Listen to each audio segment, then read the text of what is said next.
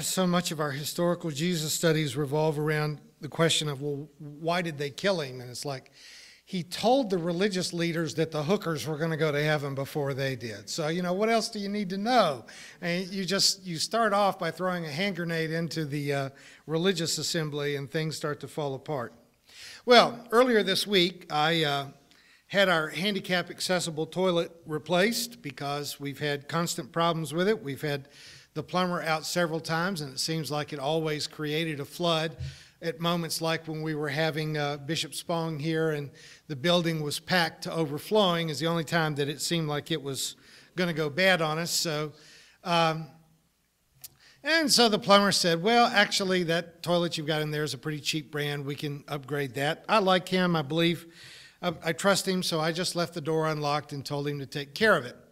I got back to the building and thought I would go in and, as they say, inspect the plumbing. And I was arrested as I approached the new throne and saw that the brand name on it was church. And being a person who professionally deals in literary metaphor, I couldn't quite convince myself that this was entirely an accident. Church and flushing, religion and sewage. It isn't the way I remember church. It's not how I want to think about it now. When I was young, my religious education was certainly full of the kind of superstition and magical thinking that I want so much for us to flush away these days.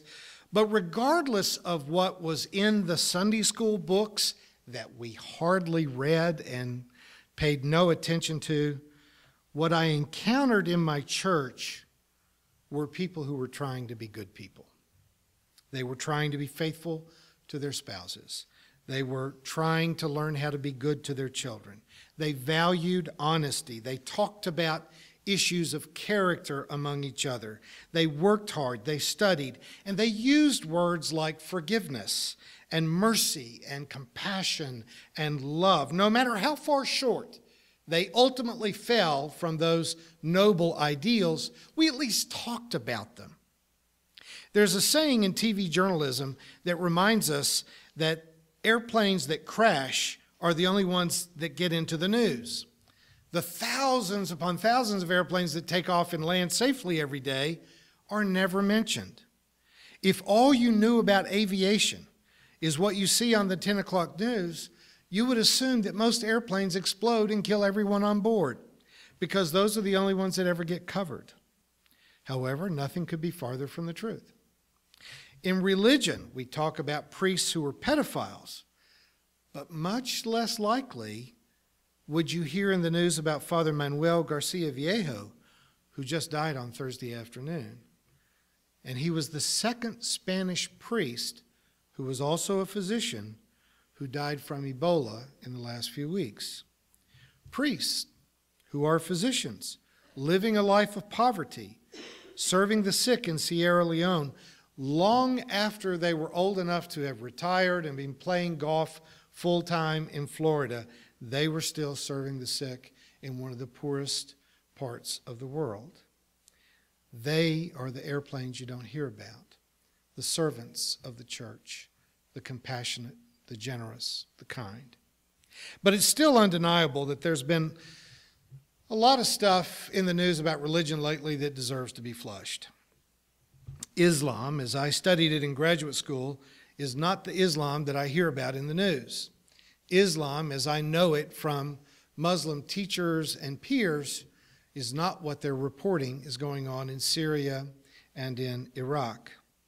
The fact that ISIS even claims to be Islamic should inspire true Muslims everywhere to rise up and defend their noble faith. And I, as a public criticism of the practice of Islam, Muslims are going to have to get louder. And I know there are protests going on and there are officials that are speaking out against the extremism, but because the news reports the extremism so much, the rest of the Muslim world must come to the defense of their faith and loudly and repeatedly reject these terrorist actions. Samira Salah al-Nami, a leading civil rights lawyer in Iraq, was known as a defender of the poor, and she was an outspoken critic of ISIS. She was taken from her home in Mosul in the presence of her husband and her 3 children, and she was tortured for several days and then publicly executed by a firing squad. This was done in response to a critical comment she made about ISIS on Facebook. When Islam was born in the 7th century, Muslim women were afforded more equality, more freedom, more respect than were their Christian and Jewish contemporaries. It deserves to be pointed out that these modern extremists that not only do not want women to be able to speak out, but also do not want women to be allowed to even go to school and learn how to read and write. That they would not have a Quran if they had been in charge at the time of the Prophet Muhammad. The Prophet did not write the Quran. Muhammad, according to tradition, was illiterate, but his wife was not. It seems likely that the whole of the Muslim faith is dependent on the fact that Muhammad was married to a literate woman, and he recounted his visions, and she's the one that wrote the Quran. So much of what the Muslim world has taken a turn towards the oppression of women, in spite of how arrogant it may be for Western Christians to say this is just not true Islam. It's just not Islam. The religion of the Taliban, the religion of ISIS, the religion of Al-Qaeda is not Islam. It's not the religion of Muhammad, to be sure. It has more in common with what we flushed down the sewer. I hate to cave in to any kind of ebullience about warfare, but if you'll give me just a little crack in the pavement for an exception to my consistent anti-war stance. Among the few Arab nations that are joining us in the air attacks against ISIS is the United Arab Emirates. One of their fighter pilots led the mission this week, and that pilot was a woman. And I'm sorry that the media has released her name and picture, because I think more than Malala, she has now become a target for assassination. And I think there's a very good chance that eventually she will be killed for having become the public face of a woman flying a bomber over ISIS and dropping bombs on ISIS. But Major Miriam al-Mansouri wanted to be known. She not only wanted to be one of the first pilots trained in the United Arab Emirates, she wanted to lead this mission and wanted her identity known to the people on the ground. She wanted the woman-hating men of ISIS to be aware that it was her up there. I'm frightened for her because extremists have a long memory, and she will not ever be safe again. But I'm proud of her, and I wish I was more like her. Toxic religion is dangerous. It's dangerous. My objection to our rush to be baited into another war, and we should all be clear about this, ISIS is releasing videos of beheadings because they want us to come and attack them. They want us to engage in a war with them. And if they want us to, that should be a singularly persuasive argument for why we shouldn't do it. You can bomb people, but you cannot bomb an ideology. The only real answer to toxic religion is healthy religion. The only meaningful response to mental illness is mental health. The only way to correct ancient myths and superstitions is to consistently, loudly, emphatically teach a science-based, truth-based approach to both life and faith. We were shocked by the news on Friday that a man in Oklahoma, a man with a criminal history who was in the process of being fired from a Moore, Oklahoma food processing plant, claimed to be a convert to Islam and used that as an excuse to commit a gruesome murder.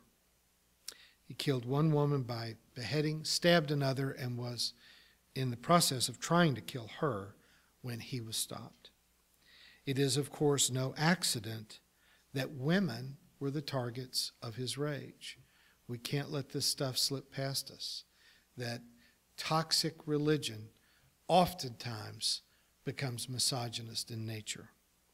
Though the news emphasizes the religion of terrorists and murderers when they claim to be Muslim and rarely mentions their religion when they're motivated by radical forms of Christianity, there have been over 500 workplace murders in the last year in the United States. 500. But when a Muslim does it, the religion becomes newsworthy. When it happens just because someone is crazy, and clearly, if you go into your workplace and behead someone, you don't need any further diagnostic criteria to get to crazy from there. That's just crazy, and Islam had nothing to do with it. But we can be deceived into believing that there are relatively harmless forms of magical thinking. And then there are dangerous forms of magical thinking. But magical thinking, men and women, superstition that denies knowable reality, fosters the belief that imagination and personal conviction is as good as actual facts. And that is something we must never resist wherever it shows up, whether it's Christian or Islam or Jewish or Buddhist or anything else. Once someone jumps off the cliff of reality into imagination and superstition, the conclusions are completely unpredictable and could end up anywhere. The religion that deserves to have a church, and the church that deserves to be flushed, is, in my opinion, typically easily divided between the church that asks you to believe in nonsense and the church that asks you to behave with substantive character defined by personal sacrifice and not the sacrifice of others, by forgiveness of those who have offended you, not by narcissistic claims of personal innocence. We need a religion that teaches the facts about our planet and the narrow and fragile environment that allows human life to continue. We need a faith that demands a higher and higher standard of friendship, of community, of love, and not one that leads to compliance to a cult-like militaristic obedience. Jesus, in our scripture reading today, makes the difference very plain. A man told two sons to go out into the field and work on the farm. One obediently said he would go, but he didn't. And the other stubbornly refused, didn't want to, but thought better of it and did the right thing. Real religion is not in your head. It's in your hands. It's in your feet. Don't bother inviting Jesus into your heart if your heart is full of sewage, of misogyny, of racism, of sexism, of homophobia, of moral indifference, and of arrogance. Jesus said that the sex workers and corrupt politicians are more likely to be friends of God, than are the people whose religion is all in their heads. The real church is not one you sit on. The real church is the one that will be found out on the farm, changing the world, making the world a better place. That's the church I want to be a part of, and I hope that's the church you want to be a part of. Amen.